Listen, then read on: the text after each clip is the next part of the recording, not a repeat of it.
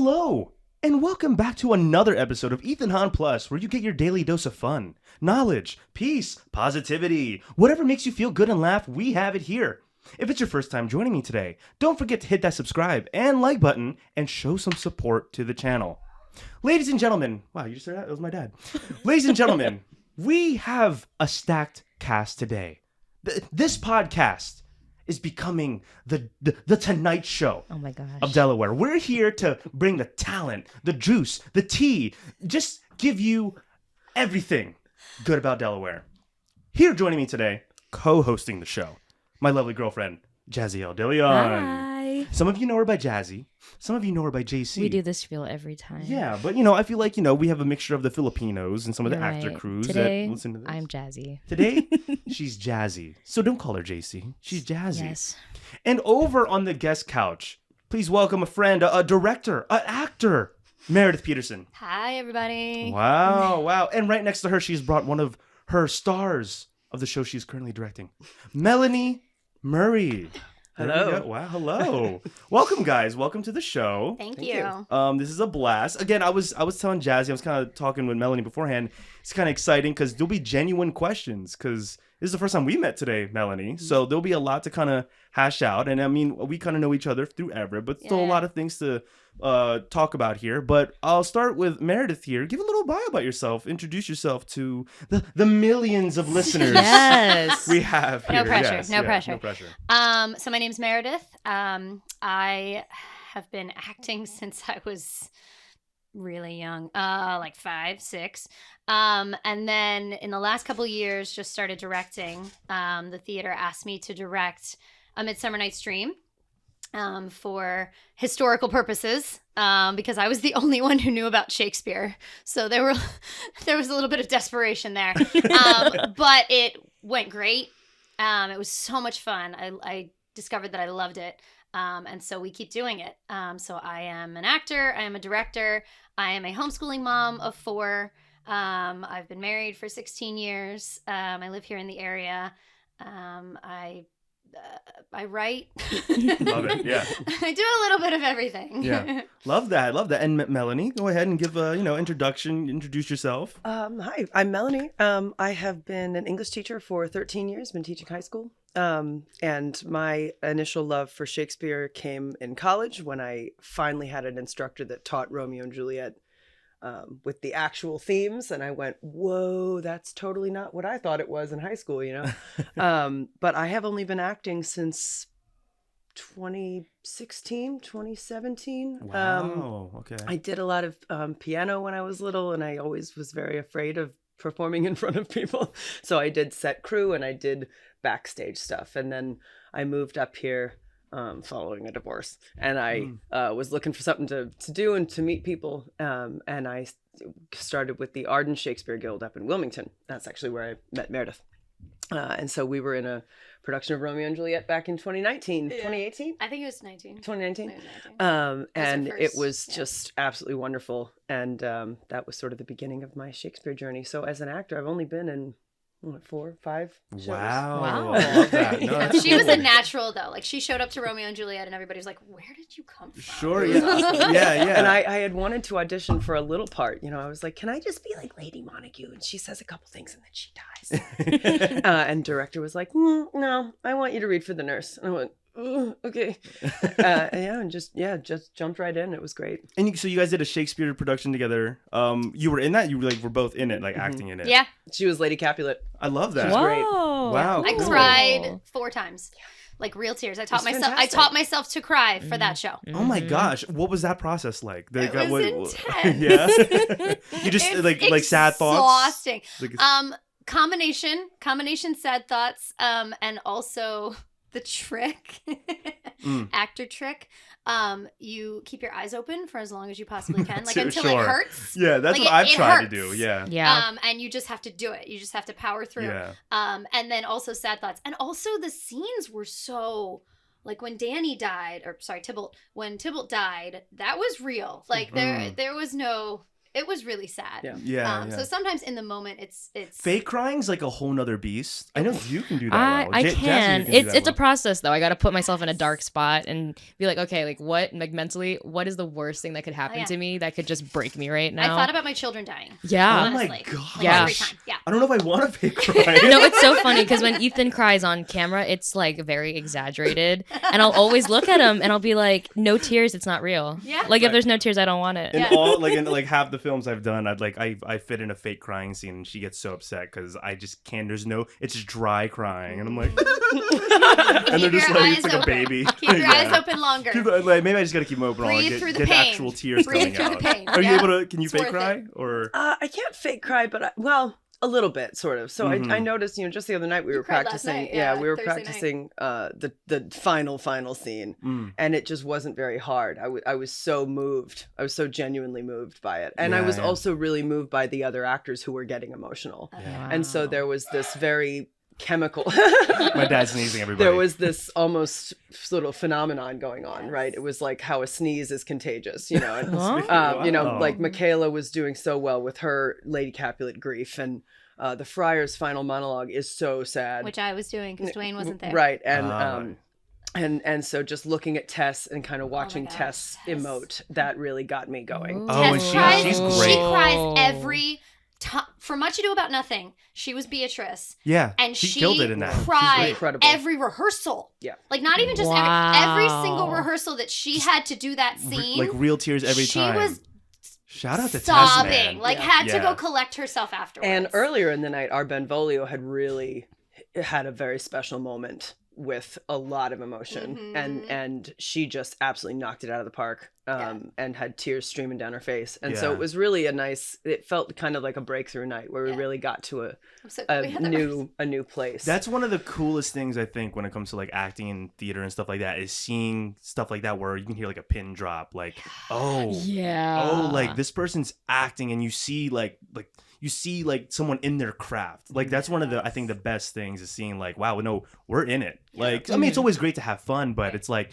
no, like it feels real. Like this is why you want to do what you want to do. And then when they encourage each other just by yeah. being amazing, Mhm. Yeah. right? Because that's what happened with my Romeo and Juliet when I was Lady Capulet. Is we did the final scene and Lady Montague is crying real tears, sobbing everywhere, and I'm like, oh, I have to up my game. Mm. Like I have to match her, you know. Right. And so I think that's what happened the other night. Is like Tess came in and had literally one line and just made it so powerful that everybody else was like, oh. Yeah. And she had a mask on, Here so it we was go. all Yeah. in her eyes. Yeah. Wow. Oh, You yeah. could see Yeah, this she's sort like, I have a of- cold, so I'm gonna mask up, and it was just still amazing. Yeah. Yeah. These Wow, moments no. of transcendence where you sort of you get to this level that you didn't really know you could, and Yeah. this magical sort of ineffable thing happens, and it's not just about the lines or the scenes. There's something happening that's almost like a hive mind, like everyone's Yeah, just it's kind of crazy. having In the their best own- way. Yeah, Yeah. right, Sure. right, Yeah, yeah. And that's the best thing about like community theater is like it really just brings all those people together.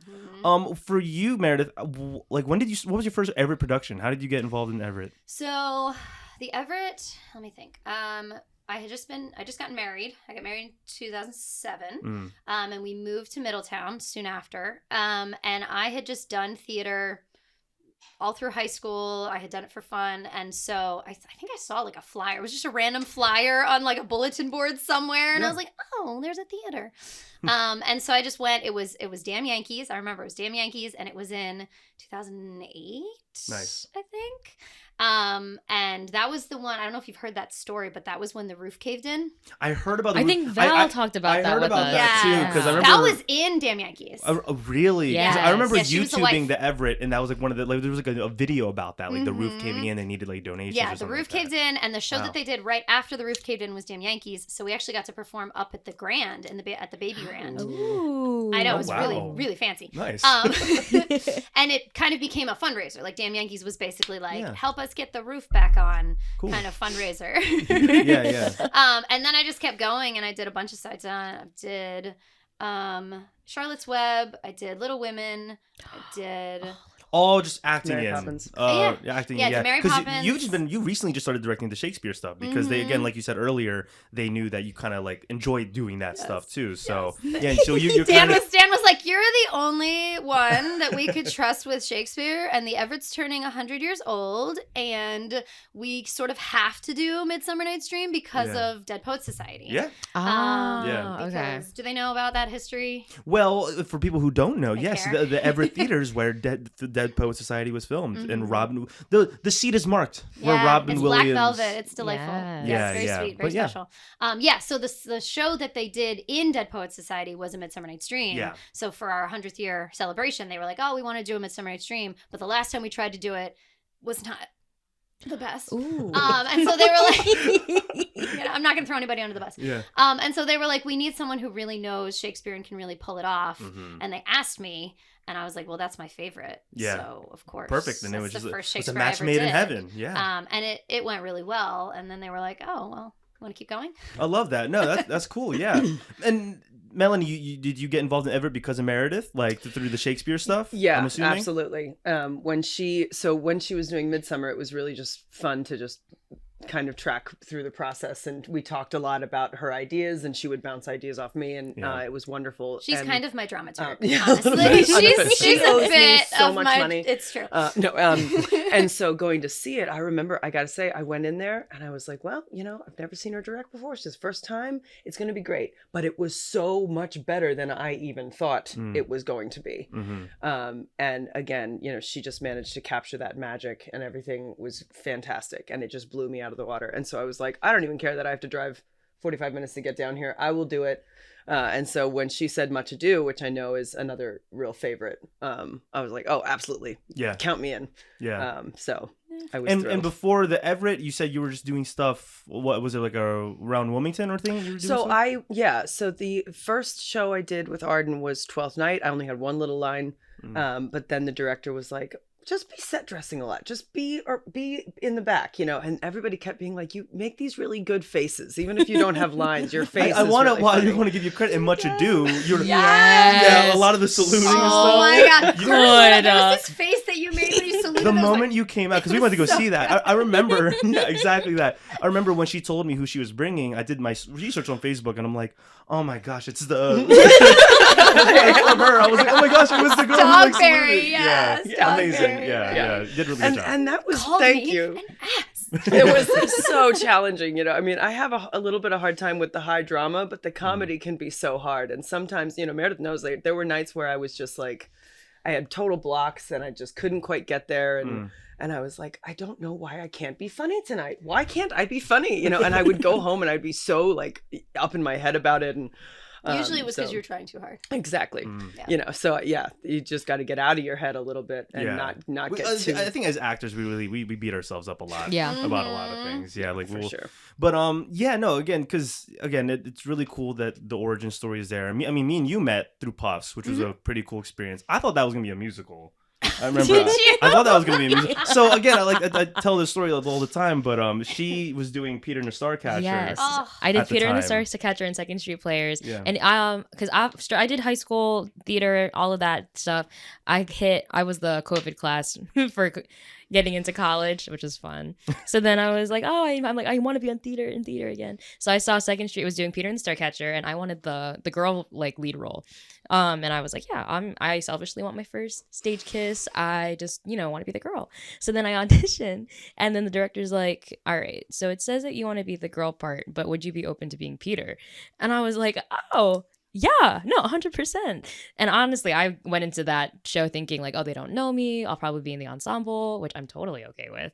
But yeah, no, straight out of COVID, straight out of high school, I got Peter and the Starcatcher. Wow. And she was telling me she got that, and I was like, I never was. I mean, last time I acted was like in high school. And I was like, I saw her on stage. I was like, I'm jealous. I want to do Especially that show. That's a dream show. It's a good I was show. like, I want to be in that seeing show. someone I know on stage having a good time, and I was like, you know what? I'm gonna audition for. I remember and just looked up the Everett. And then saw Puffs. I'm like, I don't know what the hell that is. Audition. Sent in a video audition because I was scared to go in person because I didn't know anybody. I was like, let me just send a video audition. If I hear back, I hear back. And then, I heard back from Val, who was the director, Yeah, and yeah. then it was cool. And then that was a fun experience too. It was it was cool. And then meeting you and everyone. I was worried because I was like, most of the cast was kids. There were a lot of teens. Yeah, a lot of teens. It's when I realized, wow, maybe I'm getting old. Like, wow, because I was like, oh, I'm like 25. I'm like, okay, yeah, I'm hanging out with the adults, which is fine. But it was like me, you, Maria, and like Tess and a few other people were like bonding. We were talking about that the other day, right? About how we kind of just naturally, anytime we take a break,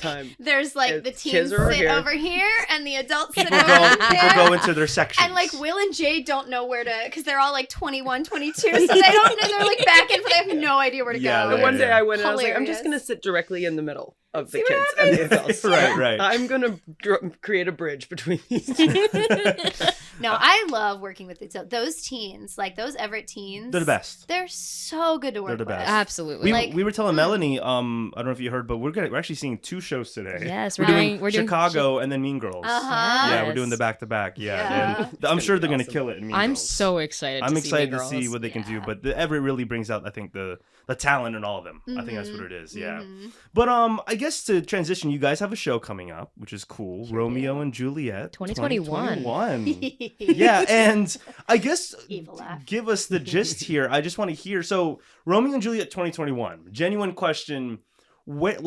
Has this been like 2021? Has this been done for this show, Romeo, or is this like a you thing, or where did we get the idea from, Romeo and Juliet 2021? Right. So I have never seen a production of Romeo and Juliet set in 2021. Obviously, that would have had to be fairly recent. I did watch a bunch of productions in preparing for this, and there was one at the Globe in London, like the actual Globe Theatre in London, it was done in 2021. Okay. It was set. I don't even know where it was. They deliberately went really gritty and really like culturally relevant to a degree that I'm like, I don't know about that. I don't know if I agree with all that. But the concept of like some of the things connecting, some of the themes in the play connecting to stuff that we're familiar with was so intriguing to me. And it's been done with other shows too. Like there's a production of Much Ado About Nothing that was the best I've ever seen. And that was Shakespeare in the Park in New York City, Central Park, where they set it in a world where the 2020 election had been really like contentious and whatever, which in that time was in the future. Like it was a 2019 production, but they were setting it in a world where like the cast had to be out like fighting for their rights and whatever. And the comedy was about them getting to take a break from that. And it was just like, it's been done like over and over again, where we take Shakespeare and we put it in our time and it still works. Like, 'cause we're not changing any words. We're not changing any themes. We're not changing any main characters. Like, it's all there. We're just putting it into a world where we recognize these things. Yeah. Right? And so, actually, funny story. The idea for setting it in 2021 had nothing to do with any of this serious stuff, though. It was like, I had this, it was so funny. Like, this came later. Like, I was like, it matches and it matches and it matches. Yeah. But the original idea was actually just me being like a romantic fool. Because the scene where Romeo and Juliet meet, right? We're all familiar with that famous scene, right? Yes. They meet, it's even if you've just seen West Side Story, like, you know, right? Yep. They're at a party and they see each other and it's love at first sight and they come together. And in the actual script, they write a sonnet together, which is just, but I pictured Romeo in a COVID mask doing this love at first sight thing, and then in order to do that first kiss he has to take it off, and it's this beautiful like vulnerability and like reveal, and I'm like, oh, it's so sweet. I love this. I told you, romantic fool. And so then out of that, of course, my brain just went, well, it's two sides that can't get along and are going to at politics? each other's throat and refuse to be nice. Right. It's a little too real. Let's see what happens. I know. I was like, I recognize this. Let's ruffle some feathers. Right. It's honestly, like, I'm deliberate. Like, it's not political in the sense that we're not espousing any side. Yeah. Like, I refuse to be like, oh, well, the Capulets are right. Yeah. Because that's not the point. That's beside, like, that's the opposite of the point. Yeah. 100%. Right? The idea is if you are so convinced that you're on the right side, that you're willing to literally murder people in the street, then you're wrong. Yeah. Yeah. It doesn't matter. Yeah. Yes. Love that. Right. And so that I was talking to a friend about it. She's like, oh, it's a tragedy. I don't know. I don't like sad. Da, da, da. And I was like, but honestly, like when it's modern, it's more hopeful. Because you see the end, you see the reconciliation between these two sides, and you go, oh, it's definitely more relatable too. We could do this. Yeah. Like, this is, if we just stop for a hot second and remember that everyone's a human. Yeah. And we can prevent this. Yeah. It shouldn't take such a loss for people to, right? They only, they make peace because there's nothing left to fight over at this point, right? Not only are their children gone, their lines are ended. Yeah. And so Benvolio even, Jade was like, I've realized that Benvolio has lost all of her friends by the end of the show. Like, they've all lost their only children, and I've lost all of my friends. Yeah. And they've been fighting for so long that they don't even know what they're fighting about, and so there's no nobility to this contention between them. There's nothing redeeming about this hatred. It's just completely senseless. There's no villain in Romeo and Juliet. There's also no hero. Right. They're all complicated people doing their best. And so that's like, maybe we're gonna ruffle feathers. I don't know, because we have a red side and a blue side. Sure. And they're gonna wear red and blue. Okay.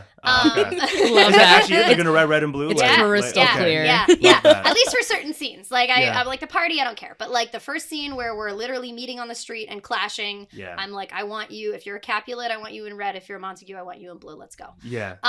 But like, it's really about the shared humanity of all of them. Of everyone. And we're avoiding stereotypes. I've had to talk to the guy who plays Tybalt and the guy who plays Lord Capulet a couple of times to be like, you need to be real. You can't just barge in here and be an angry white man. Like, there needs to be like some actual real character development behind this that makes us see you as a complex human. That's interesting. I think it's gonna be a great show. I mean, it's either gonna go one or the other, but I personally think. Thank you. No.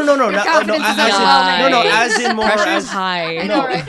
It is. As in more, I think it's more of a show that I think people need to see right now. More like that. Like I think it's gonna be I think it's a good timing to show it, and then maybe we all like step back a little bit and see like, what are we disagreeing about? What are we agreeing about? Like, and just kind of like sit back and be like, because I feel like a lot of people have their opinions, and it's like, no, my opinion is my opinion, and if you disagree with me, then you're wrong. So I think if a show like this can show both sides and how both are flawed, I think that's gonna be like, well, and it's okay to disagree, right? At the end of the show, we did the final scene. We blocked the final scene on Thursday. At the end of the show, or Friday, whatever, these groups of people are still the same people. So we, as is true in community theater, we didn't have a lot of men, right? We had enough, but just. And so I made Lord Montague, Romeo's dad. I cast a woman in that role. Okay. And it's 2021. We're gonna let her be a woman. And so she has a wife, and so Romeo has two moms. And they're the blue side. And Romeo has two moms, and like. Absolutely, of course he does, right? Like, of course, like, I approached the actors. I was like, this isn't in the original, like, but it happens all the time. Like, gender swapping Shakespeare is a really common thing. I think the Globe's Richard III is a woman this time around. The title character, Richard III, like they are cast. It happens all the time. But the idea that Romeo's two moms reconcile with, red hat wearing Lord Capulet at the end, and they're both still who they are. Like, nobody's changed any opinions of anything political in order to be able to embrace at the end, is huge. So what's the role you're playing in it, Melanie? What's the role you have? So I'm playing the nurse, and it's especially nostalgic for me because I met Meredith when I was playing the nurse, and so she's a funny character because I feel like she provides a lot of very necessary comic relief, and that's huge.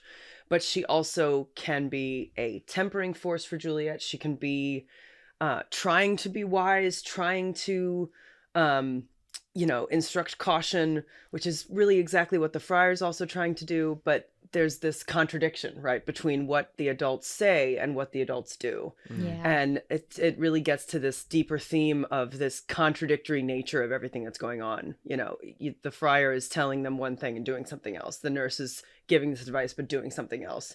Yeah, and all the adults are being like, do as I say, not as I do. And so I think the nurse is a nice way to sort of track where in your head the common sense is. If at some point you're like, woman, you're supposed to be the grown up, why aren't you doing the right thing? And that's good to sort of, I think it helps us sort of track where we are in the play in terms of how wrong things are going or how right things are going. Yeah. And she's often very easy to play as just purely comedy the whole way through. And she's always just sort of, she's not really substantial. She's just kind of there to for Juliet to bounce her lines off of or whatever. And so giving her, like Meredith said, real depth and real nuance and making her a real person and not just an archetype, not just a caricature, I think is really important. And so it's been really fun exploring how to do her differently, not just than how I've done her before, but how I've seen her done before. And we were talking before about how we don't often see a nurse that doesn't approve of Romeo, really doesn't approve, even though the lines are right there. And it seems like she says all these things that she doesn't like him. She's Team Paris all the way. And so I like that. I like that it, again, is, I think a lot of people unfortunately feel that this play is about two kids making bad choices and dying because kids are impulsive and kids make bad choices. I'm like, that's absolutely this much of the play, not this much, and I think people forget that it's a play about love and hate, love inside of hate. The larger structure is the hate, and you can't have the one without the other. Yeah. And so, the way the nurse and the friar try to navigate these poor kids through, because they believe so wholeheartedly that this could work, that they want to believe in love, and it still ends so tragically, and that's what makes it so beautiful. Is like Meredith said, everyone's trying to do what they think is right, and we know from the start that it's going to end in failure. And I think that gives so much more sympathy to everybody, because we see how futile our efforts can really be to stop when we haven't really dealt with the larger issue, which is sit down and talk it out, man. Do you even know why you're fighting? No, you don't even know. The fight itself has become the thing. People become blind to what your opinions are. I think especially in the past few years, it's really like you pick a side, and I don't even want to consider what the other person did. Because I personally, this is kind of going down a little more rabbit hole, but I remember when the whole thing was happening, 2020, 2021. Of course, I had my opinions about things. But I remember I ended up making a family member upset, and I decided to have a conversation with them. And he's in law enforcement. So we had a conversation, and I was like, wow. And I thought about, I feel like I wasn't even really about my other thing that I was supporting, just because it was only because my other friends were. Yeah. So then I saw the good in both, and I saw the bad in both. Yeah. And then it's one of those things that I think it seems like a show like this will kind of open people's eyes a bit and be like, oh, maybe we're all just being silly about this. So stay open-minded, which will be really cool. And again, you can have your opinions, you can have your feelings, you can have your, we absolutely should have things that we feel strongly about. Yeah. But recognizing the humanity in people who think differently from us or who live differently from us. Yeah. That's the important part, is that they're human, they deserve love and dignity and a chance to live and be happy the same as we do. Right. And so you see these characters in this play who are just, they're angry and they're intolerant, and they're not recognizing the humanity in someone who's different from them. And that is where it starts to go wrong, right? And it just snowballs. From there, you have one person who says something insulting, and then the other person escalates it, and then and next thing we know, Tybalt's getting shot in the chest. Yeah. Spoiler alert. Spoiler alert. People die Jeez. in Romeo and Juliet. If you don't know the plot, you should probably look it up before you tell me. We'll kind of going back to talking about the show too. I want to commend you guys, because I don't know if I speak for both of us, but Shakespeare, I feel like, is such a challenge. It's intimidating. Have you done anything Shakespeare before? I haven't. The most I've done is read. I read Macbeth in high school. In high school. Yeah, it's like the high school thing. I remember, I was telling her before this, I was like, I have a small Shakespeare story, not big at all, but I remember, I think it planted the seed of wanting to be an actor, because I remember in freshman year we were doing Romeo and Juliet, we're reading it, and the teacher had us go up to read off the roles. And I remember, I think one of the first sparks of, I like attention, my ego went up. Here we go. Was I read a scene like very, like, I guess good, and everyone was like, whoa, and people laughed, and I was like, you guys like that?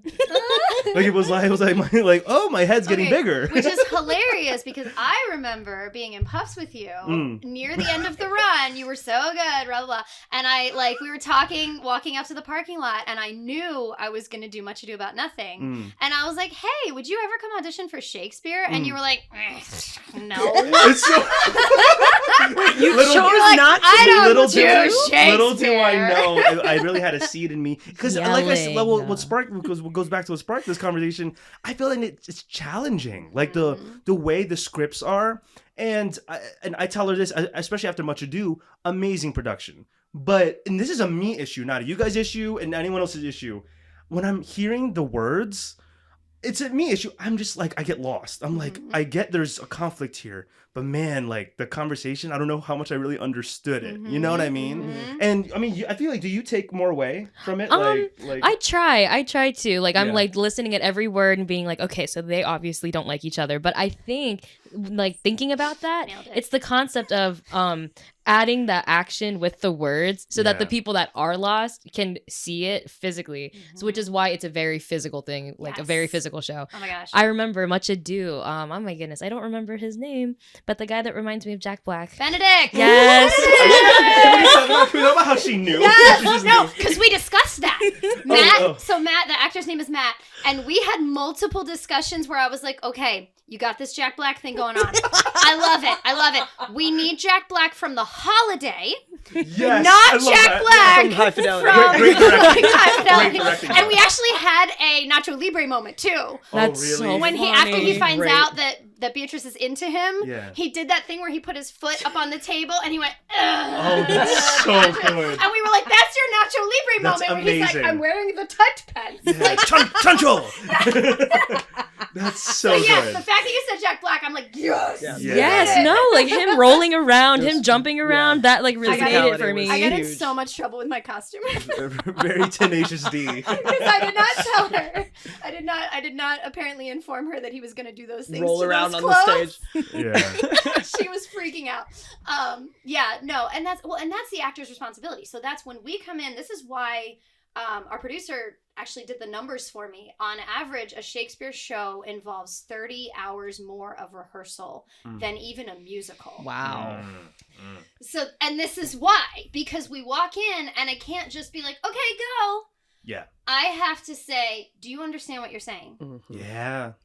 And frequently, on Friday, we've been rehearsing since, January 1st. And on Friday, I asked that 3 or 4 times and my actors were like, nope. Sure. And so then we have to have that conversation. We have to pull out the meaning. We have to suss out. And I know a lot. Like, I've been doing this for a long time, so I can sort of translate for them. We also do have, at the theater, we have the No Fear Shakespeare that just kind of lays around in case we need it. I have my copy of the Folger with notes. So if they don't understand what they're saying, we fix it. Yeah. They are not allowed to go forward until they understand what they're saying. Correct me if I'm wrong, and also let me know if I'm not allowed to say this, but I remember in Much Ado, you informed me that wasn't one of the leads like, getting overwhelmed with their lines, and you had to make a last-minute change, let's put it that way. Because, a few rehearsals in, they just weren't getting it right. Because he was used to a different kind of rehearsal. He was used more to the way that, like, Del Shakes does it. Delaware Shakespeare, where they rehearse for a shorter period of time, but very intensely.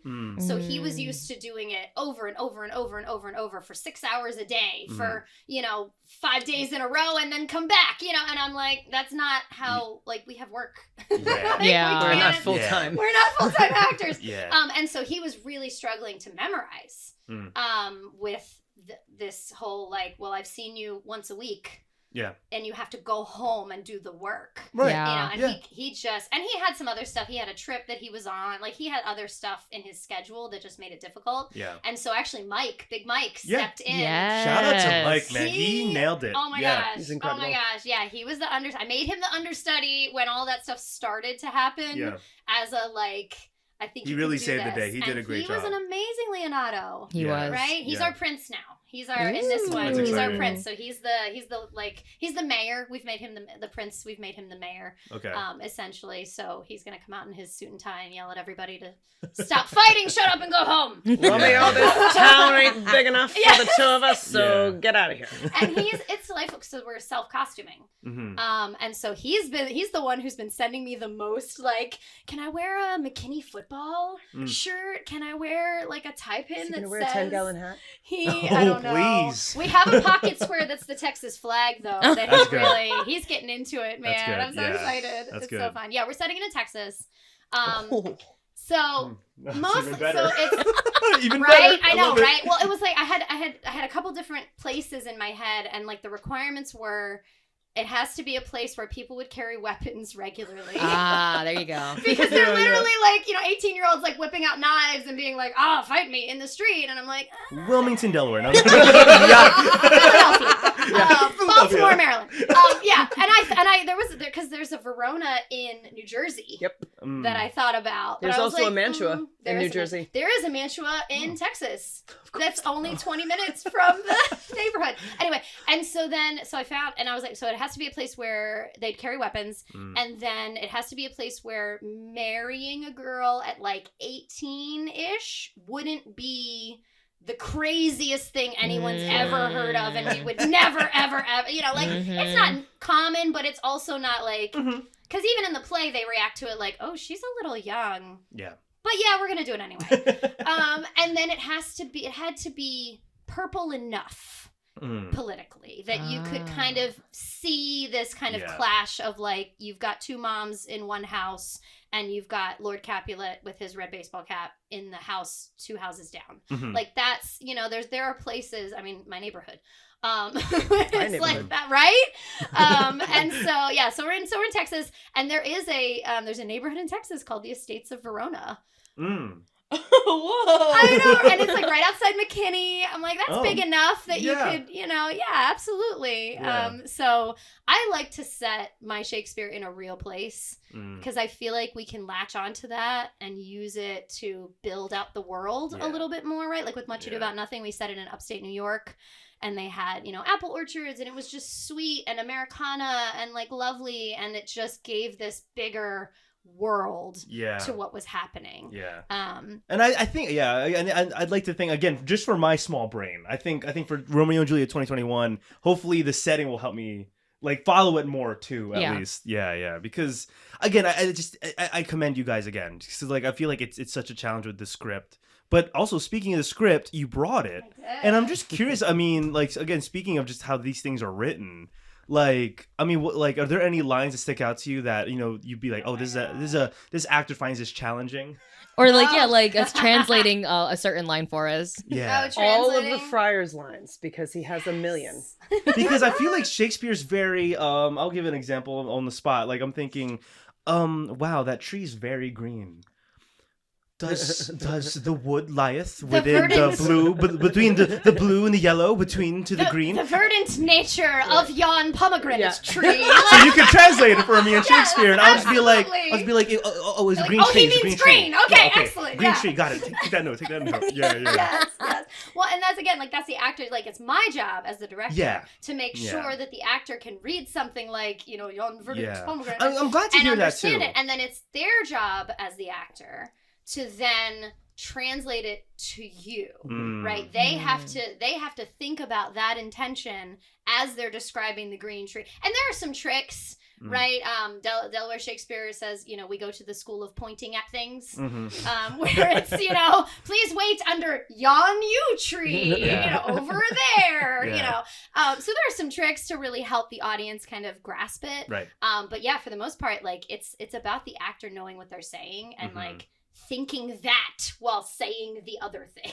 That makes me feel so much better. Because I think I remember when she pitched that to me, I'm just thinking, I'm not going to be able to read any of those lines. And I thought it was going to be like, there's a standard. And I'm like, oh no, like, I'm going to sound like a fool. Right. Shakespeare, all these big words, yeah. Well, I think a big problem comes with a lot of people I talk to are like, we read it in high school, we didn't watch it. And I'm like, well, that's not how it's What's you guys' thoughts on that Romeo and Juliet with Leonardo DiCaprio? You guys, did you see that? It's so good. Yeah, I remember watching that in high school. That was good. Did you ever see that? I did not see that. That's a pretty good one. I feel like it could have afforded to be maybe 30 minutes longer. Like if he had made it 2 hours instead of trying to trim it down to an hour and a half, there could have been just a few more key things like Juliet's soliloquy about the tomb, which is always cut. They always cut this from the movie versions. And Lily is killing it. Such a great moment for Juliet.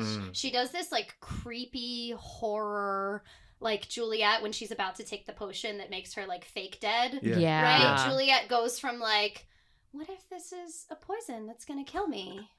That would be creepy. To like imagining every what if possible it works, thing that could go wrong, and I end up in the tomb with Tybalt's dead body, and I bash my brains out with his bones. Like, crazy. And she goes like, and so we actually have established a ranking scale for Will and Jade for Romeo and Juliet, the crazy scale. Yes. I'm like, okay, in this scene, Juliet's at about a 3. And then Romeo, you're at like a 3, and then when you find out that she's dead, you go to like a 9. I love that. And so we've had these like little like crazy scales to like help the actors figure out like where should I be emotionally for this moment. Okay. Love you know that. what I mean? Okay. Yeah, it's really and Romeo actually it's really, I mean, spoiler alert, but when he goes to a 9, he actually Will has started to do this like crazy eyes, like almost like a Joker kind of like kind of like I'm gonna go kill myself kind of thing. And it's like it's sort of funny, but it's also really terrifying, right? Like it's extra terrifying. Yeah. So no, that's exciting. So I mean, do you have something there that I want like a hefty line, and let's see if we can translate it. Oh Lord. maybe that's fun. Okay, so I actually have the sonnet that Romeo and Juliet write together when they first meet, and we did this at intimacy rehearsal, and they did so well. Oh my gosh. Nice. So this is the sonnet. So Shakespeare wrote sonnets in addition to plays. And a sonnet, what is it, 14 lines? Yes, 14 lines. It has it's a poem, so it has a very specific rhyme scheme. It has a very specific, and Romeo and Juliet write one together when they first meet, which is, and they're usually about love. Like sonnets are usually about love and that kind of thing. So, so Romeo goes up to Juliet. They've been at this party, right? And we are actually dancing at the party to Dua Lipa's Levitating. You're welcome. So good. Yeah. So the very end, they slide out of the crowd and they're face to face. And he comes up to her and he says, "If I profane with my unworthiest hand this holy shrine, the gentle sin is this: my lips, 2 blushing pilgrims, ready stand to smooth that rough touch with a tender kiss." Aye, pilgrim, you do wrong your hand too much. I'm sorry. Yeah, no, do it. Go. What mannerly devotion shows in this? Oh, come on, do it right. Do it right. For saints have hands that pilgrims' hands do touch, and palm to palm is holy palmer's kiss. See, you closed it, but I don't have it memorized. Okay, so he says that. So then he says, "Have not saints lips and holy palmers too?" Aye, pilgrim, lips that they must use in prayer. "Oh, then, dear saint, let lips do what hands do. They pray. Grant thou, lest faith turn to despair. Saints do not move, though grant for prayer's sake. Then move not, while my prayer's effect I take." Oh, you're gonna eat that up. I am gonna eat that up. I think I got it. I think I figured it out. Okay, go. Okay, so he was like, so it's kind of like a polar opposite thing, right? So they're talking about saints and they're talking about like he's like, if I myself ruin a holy thing, right? So it's like, oh, if I as someone on the other side were to get with you, it would be like a crazy thing because we're on opposite sides. I don't want to ruin something so pure. And oh, but hands and praying. So if hands can pray, right, then there was a line that was like, we can do the same thing with our lips, as in Like kissing. Yes. Wow. Yes. Thank you. I'm trying so hard. The whole time I'm thinking it's a kissing scene. Yeah. That's all you really need. That's all I need to know. She's the saint. He's the pilgrim who's coming to pray to her. Yeah. And he has no right to touch her or even really like look upon her, you know. And the playful sort of blasphemy going on here. The fact that that he is sort of playing fast and loose with things that should be sacred and things that should be holy. Like church rules. You know, Yes. and you know, even my students have noted, they're like, did they make jokes about stuff like this back then? Didn't they take this really seriously? I'm like, well, Catholics did. And I feel like maybe Shakespeare is poking fun a little bit at that, Right. And so that's what you discover about Shakespeare is like on the surface, if you walked away, Ethan, and were like, it's a kissing scene, I would be like, yes. Yes, you got absolutely. it. Okay. But then if she walked away and was like, it's a kissing scene, and also he's putting her up on a pedestal as this beautiful, pure thing that he doesn't want to sully with his yucky boy hands. Like, yes. Mm-hmm. Yeah. And then also what Melanie said, where he's taking religious imagery and putting it into this meeting, this first meeting where Shakespeare's sort of poking fun a little bit at the Catholics, but also like using this religious imagery to elevate this moment. This is not just two kids meeting at a party. This is like a huge earth-changing moment. Yes, and yes. I love that. So that's cool. It's great to hear that. I mean, again, from your perspective too, because it lets me know, like, I guess as all art is, it's up for interpretation. Yeah, it's really up for everyone's interpretation, and you're not gonna get judged for seeing it your way. It's like, oh no, like, okay, that's just how it is.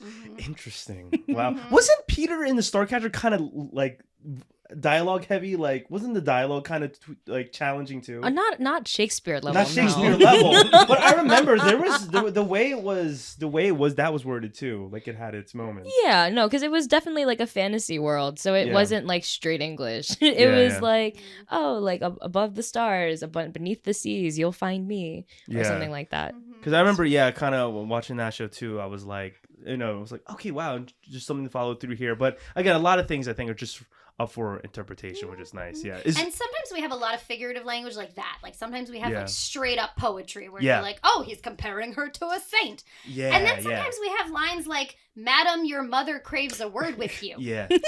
And thou art a villain. Right. I am the villain. Like, I am going to be a villain, And like, he uses a lot more like regular English than you think at first glance, right? And you're like, oh, your mother craves a word with you.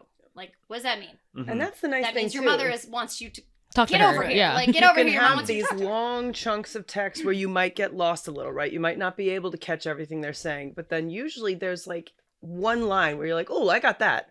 Okay. And that kind of helps you to make sense of the rest of it, even if you don't get every single word. And so the idea of kind of just letting it wash over you, letting the emotion, and like Meredith said, if the actor is really not just conveying it, but sort of instructing you, helping the audience to understand, then you're going to get at least emotionally where you're supposed to be. And then later on, you can start getting really deep into it and going, oh, well, this imagery actually has this other meaning and this and this and this, and it just gives you more and more and more. And I think that this play, out of all of Shakespeare, is probably the least straightforward. Like so many other plays, Macbeth, you get it, right? Like, Romeo and Juliet it's just doors that keep opening into other doors and keep opening into other doors, and it just We've had that discussion with Mercutio's lines, it just right? keeps getting deeper and deeper and deeper. Because Mercutio loves to do wordplay, he loves to do puns, but he'll do like 4 different puns on the same word. It's crazy. And so Zephyr is like, okay, so I'm saying that, like we did with the word consort. Right? Because like 15-minute conversation about one word. Tybalt, this is why it takes so much rehearsal. Because Tybalt says like, Mercutio, thou consortest with Romeo. Like, as in you hang out with him and therefore I hate you. Right? Consort. And Mercutio's like, consort.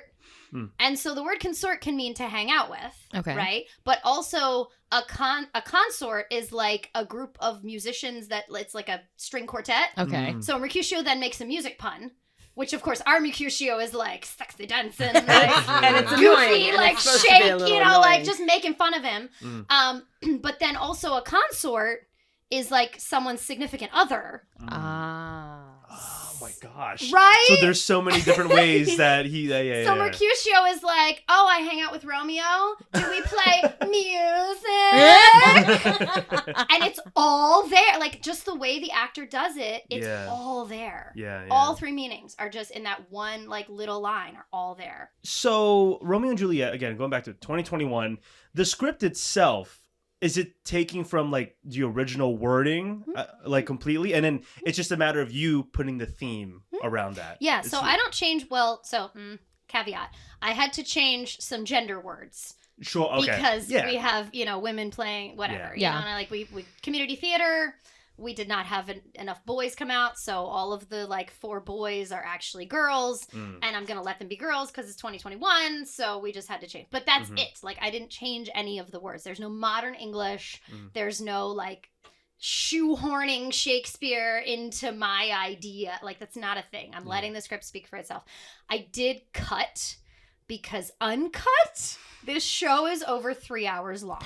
Lovely. Yeah. So I mean, it was 119 pages, the original script. Wow.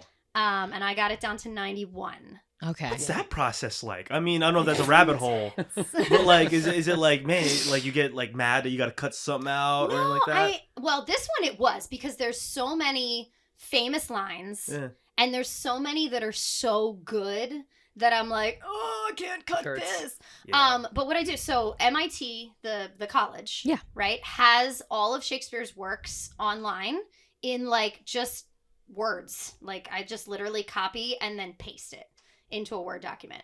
And then I go, but their punctuation absolutely sucks.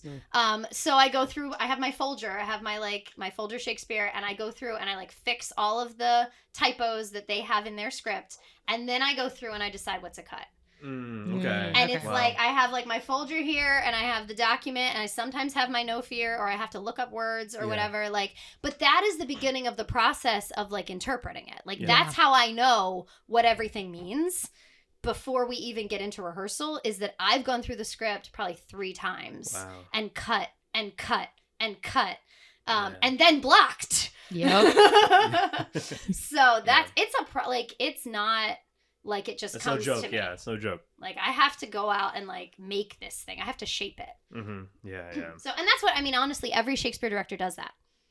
Sure. They shape the play their own way. Yeah. When they cut and it. then again, going back, it's the beauty in it with the art. Again, kind of making your own twist on it and seeing how the actors can work it, and then seeing how the audience takes it in. So yeah, that'll be cool. But I mean, we'll wrap up soon. Again, I don't know if you found something there that Melanie suggested. Sorry, I'm too far away from my mic. Melanie suggested the end. I do love the death scene. I don't know if I want to ruin things though. I don't know if I want to. Oh, is it a spoiler? Spoiler alert! Is it a spoiler? They die. So Darth Vader's his father. That's what it's. Yeah. That's plot twist. Yeah. So let's. You want to do Romeo's? You want to read it? Let's see. Sure. Let's see Sure. Melanie get I don't in even it. know that I need to read it. No. I'm like, Oh, there we totally, go. No, That's it's okay. his, Oh, like, good. Okay. Look, my wife. There Let's she see her is. get in it. All right. Yeah. There we go. Set the scene. Okay. So Romeo is. Oh yeah, you want to do it? Okay. So Romeo is in Juliet's tomb. It's like a big old, like fancy, inside a little house. The little concrete houses that you see at the gravesite. Like that's basically it. And she's not really dead. She's like pretending to be dead. But she looks like she's dead. He thinks that she's dead. So he has come armed with poison to kill himself because his love died. All right. So he comes in with a flashlight. All right. How oft when men are at the point of death have they been merry, which their keepers call a lightning before death? Oh, how may I call this a lightning? Oh, sorry. That's okay. The flashlight. Oh, my love, my wife, death that hath sucked the honey of thy breath hath no power yet upon thy beauty. Thou art not conquered. Beauty's ensign yet is crimson in thy lips and in thy cheeks, and death's pale flag is not advanced there. Why art thou yet so fair? Shall I believe that unsubstantial death is amorous, and that the lean abhorred monster keeps thee here in dark to be his paramour? For fear of that I will stay with thee, and never from this palace of dim night depart again. Here will I remain with worms that are thy chambermaids. Oh, here will I set up my everlasting rest, and shake the yoke of inauspicious stars from this world-wearied flesh. Eyes, look your last. Arms, take your last embrace. And lips, oh, you the doors of breath seal with a righteous kiss, a dateless bargain to engrossing death. Kisses Juliet. Takes out the bottle. Come, bitter conduct, come, unsavory guide, thou desperate pilot, now at once run on the dashing rocks thy seasick weary bark. Here's to my love! And then this is what kills me. Oh, true apothecary, thy drugs are quick. Thus with a kiss I die. Ooh. Ooh. And earlier in the play, when he sees this vision of his death, and he goes, maybe I shouldn't go to this party after all. He says, he that hath the steerage of my course direct my sail. So he compares himself to a ship and says, whatever. And now he's talking about that ship crashing on the rocks. Wow. What? Oh, that's so good. Well done, too. Yeah. Thank you. No, you're young. She's great. No, that reading just got me. Like, I'm probably going to cry after this show. Yeah, I mean, English teacher. Tell my students that they need to appreciate me more. What grade do you teach again? I teach 11th. I used to teach 9th, and so I would do this play every year, and I have not taught 9th in 3 years, and my heart is utterly broken. It's okay. We do Othello, though, so it's good. We still have something devastating to work on. Nice. Yeah. We're good. We're all set. Well, that was that was awesome. Just kind of taking a deep dive into that. We've never talked Shakespeare on the show before, so this is nice. That was cool. And I want to say this is like the first time. I mean, I think we did it with Rick and Friends, but I mean, this is the first time we really had like Everett cast, like director and actor on to promote the show that's coming up. Because I mean, real quick, promote the show like when it comes out. Like say everything you want to talk about with Romeo and Juliet 2021. Sounds good. Yeah. I've been getting used to telling people the dates based around when Easter is, because that's easier for people to remember. It's the weekend before Easter and then the weekend before that. Sorry, I keep hitting this. But it's the official dates. We've got March 15th, 16th, and 17th. And then March 22nd, 23rd, and 24th. The Friday and Saturday shows are at 7:30. The Sunday shows are at 2. It's at the Everett Theater. I have a flyer. That's awesome. It's the Ides of March, March 15th. The Ides of March. Yeah, technically, we're on the Ides of March. There it is. And we'll also leave a link down below because people can buy tickets right now. Yes. We'll leave a link down below. Go ahead and buy your tickets.